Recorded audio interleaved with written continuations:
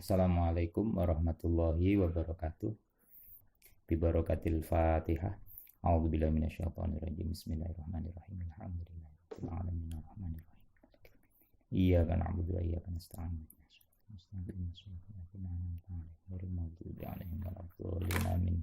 Kita berjumpa lagi pada video insya Allah ke-8 ini. Kita lanjutkan pada pembahasan video sebelumnya. Kita dulu membahas macam-macam wanita istihadah yang ghairil mumayyizah, yang tidak bisa membedakan darah. Kemarin pembagiannya ghairil mumayyizah itu yang ingat adat haid. Sekarang pembagian yang kedua adalah ghairil mumayyizah yang lupa adat haid. Lupanya adat itu adalah lupa waktu tapi ingat lamanya haid. Lamanya adat haid. Lupa waktunya mulai kapan tapi ingat lamanya berapa hari. Nah, ini nanti hukum haidnya disesuaikan dengan peluang yakin haid. Sedangkan hari yang punya peluang suci dan haid hukumnya ditafsil. Baik, kita masuk pada contoh. Ini contohnya. Jadi wanita yang tidak paham darah kuat, ini ghairul mumayyizah. Kemudian lupa waktu mulainya hari apa, jam berapa. Kemudian tapi ingat lamanya.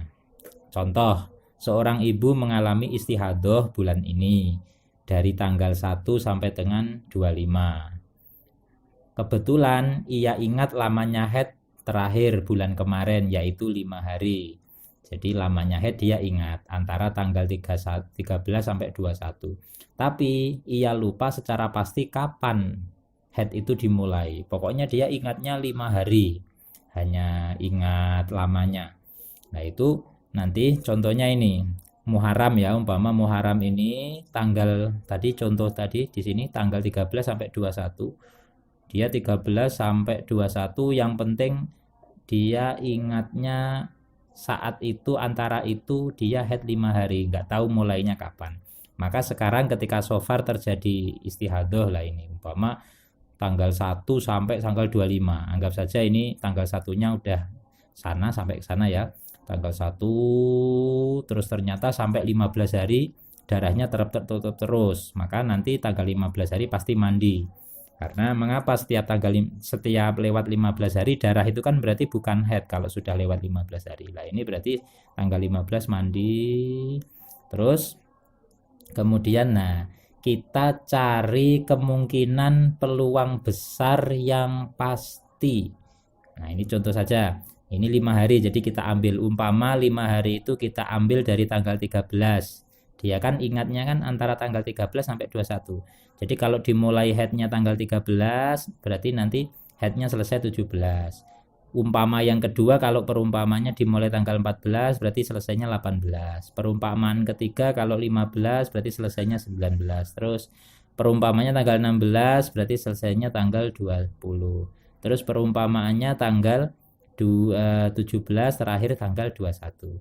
Nah, dari perumpamaan ini kan selesai tanggal 21 karena tadi antara 13 sampai 21. Mana yang peluang jelas-jelas haid? Nah, ini tanggal 17 ini pasti haid. Karena itu umpama dimulai tanggal 13, 17 masuk haid. Dimulai tanggal 14, 17 tetap haid. Dimulai tanggal 15 terus, dimulai tanggal 17. Nah, berarti tanggal 17 ini adalah peluang haid yang jelas atau pasti. Kemudian tanggal 13 sampai 16 itu mungkin haid, mungkin suci. Jadi kemungkinannya kalau dimulai tanggal 13 berarti ya haid, kalau dimulai tanggal 14 berarti 13-nya enggak haid. Jadi kan berarti ini tanggal 13 sampai 16 namanya mungkin haid, mungkin suci. Terus tanggal 18 sampai 21 itu juga namanya mungkin haid dan juga mungkin suci. Baik begitu. Terus yang perlu diingat lagi, nah ini tanggal 22 sampai 25. Ini berarti si wanita itu jelas sudah tahu. Berarti tanggal 22 ini berarti status darahnya adalah darah istihadah. Makanya di sini ditulis pasti istihadah. Ini maksudnya tanggal 22 sampai 25. Karena pasti istihadah berarti suci. Maksudnya suci itu ya wajib sholat. Terus bila dulu lupa jam berhentinya adat haid, mulai ini tanggal 22 sampai 25. Bila dulu lupa jam berhentinya adat haid, maka wajib mandi setelah masuk waktu sholat. Jadi lima kali sehari. Jadi setiap masuk waktu sholat ya, umpama duhur masuk sholatnya jam 12, berarti jam 12 mandi. Asar masuknya jam setengah 4, berarti jam setengah 4 mandi. Setelah masuk sholat wajib mandi. Karena gara-gara dia lupa dulu jam berhentinya darah adat haid ini loh, yang muharam ini loh. Yang muharam ini dia lupa berhentinya adat haid itu jam berapanya, lupa. Nah itu maksudnya begitu. Namun bila ia ingat jamnya berhenti darah, misalnya berhenti jam 4 sore, maka mandinya hanya setiap jam 4 jam itu saja. Selebihnya cukup wudhu dan sebagainya. Jadi ini contohnya tanggal 22 ini, ketika dia sudah tahu pasti darahnya ini adalah darah istihadah, pasti suci, maka di sini dia mandinya sesuai dulu adat haidnya. Kalau dia ingatnya jam 4 sore, berarti nanti setiap tanggal 22 jam 4 sore, tanggal 23 cuma jam 4 sore. Itu mandi besarnya maksudnya ya, mandi haidnya, mandi wajibnya. Terus nanti di samping kewajiban mandi yang seperti itu, ada lagi kewajiban lah ini, tata cara bersuci setelah tahu status darahnya adalah istihadah atau keputihan, yang tadi tanggal 22 tadi. Setiap telah masuk waktu sholat wajib membersihkan kemaluan dari najis. Jadi dicuci, dibersihkan. Yang kedua, menyumbatnya dengan kapas. Nah ini begini ya. Jadi mengapa kok wajib disumbat? Kalau dibalut itu hanya menampung darah yang keluar. Tapi kalau menyumbat itu ya menyumbat, menghentikan. Jadi dari lubang jalannya itu disumbat biar berhenti. Jadi itu bedanya. Jangan berpikir sekarang sudah modern nggak perlu disumbat, cukup dibalut. Nah itu beda statusnya. Kalau balut itu hanya menampung saja, jadi tetap keluar. Nah kalau disumbat itu ya disumbat, jadi nggak bisa keluar. Nah tapi disumbat itu ada syaratnya. Disumbat jika tidak membahayakan. Jika berbahaya ya cukup dibalut. Jadi kalau nggak membahayakan, umpama membahayakannya gimana? Dimasukkan ke dalam sampai berdarah atau sampai sakit yang membahayakan. Nah itu cukup dibalut. Atau tidak puasa Ramadan, maka kalau jika puasa Ramadan ya haram disumbat. Nanti kalau puasa Ramadan memasukkan kapas disumbat ya Ramadan puasanya batal. Jadi begitu. Jadi syaratnya disumbat dua ini, A dan B. Kemudian bila diberi kapas tetap keluar maka sholatnya tetap sah karena darurat. Nah memang iya, kalau sudah kita sumbat dengan kapas kok tetap keluar ya saking derasnya darah ya nggak masalah, sholatnya tetap sah. Itu ad-daruratu tubihul mahdurat. Nah terus yang nomor 3, wudhu. Ini aturannya wudhu tanpa jeda di antara beberapa rukun. Jadi mulai niat, basuh wajah, tangan itu tanpa jeda lama.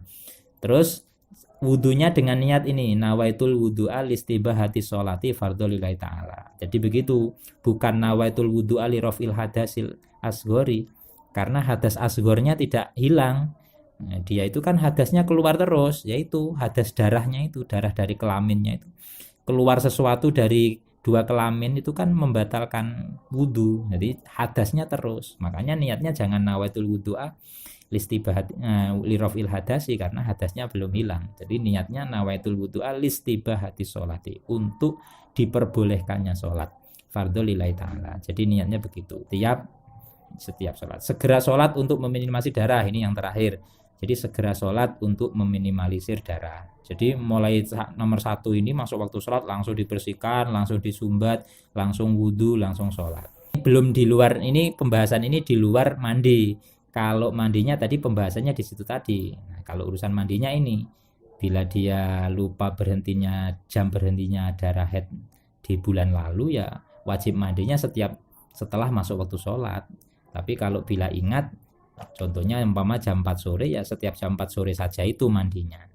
Nah itu jadi begitu. Itu untuk hukum untuk tanggal 22 sampai 25. Yang sudah tahu statusnya dia adalah istihadah. Sebenarnya dia tanggal 15 ini sudah tahu. Tanggal 15 ini sudah pasti dia tahu ini istihadah. Jadi mulai tanggal 16 ini bisa dia lakukan. Cuma kan dia terus ini punya ingat lamanya haid. Saya lamanya pokoknya antara 13 21. Berarti antara 13 21 17-nya ini pasti haid, maka yang dihukumi haid ini. Berarti yang selainnya ini tanggal 18 ini berarti dia sudah jelas ini istihadah. Kalau sudah jelas istihadah ya berarti statusnya ikut hukum yang tadi. Tata cara mandinya seperti ini dan tata cara wudhunya seperti itu tadi. Kemudian, nah ini untuk status yang mungkin haid mungkin suci ya, ini yang kita bahas di bawah ini adalah ketika tanggal 13 dan 16, tanggal 18 dan 21. Ini yang mungkin haid mungkin suci. Haram bersetubuh layaknya orang haid, haram membaca, menyentuh dan membawa Quran layaknya orang haid, haram berdiam di kaf di masjid itu haram. Terus haram juga lewat di masjid jika khawatir menetes. Kalau nggak khawatir menetes cuma lewat saja nggak masalah. Terus boleh sholat layaknya orang suci ya, sholat wajib bagi dia. Jadi orang suci layaknya suci, jadi sholat wajib. Tawaf kalau dia pas haji tawaf boleh.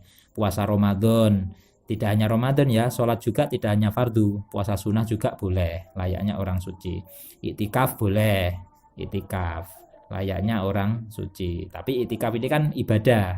Nah, jadi berarti yang di atas tadi berdiam di masjid tanpa ibadah, berarti tanpa ibadah itu tanpa niat iktikaf ini. Kalau iktikaf itu kan ibadah, berarti boleh. Terus tolak itu memang ketika waktu haid itu haram. Tapi kalau ketika waktu ini mungkin haid mungkin suci itu boleh. Maksudnya boleh itu ya memang di hukum tolak itu ada namanya tolak bid'i, ada tolak sunni.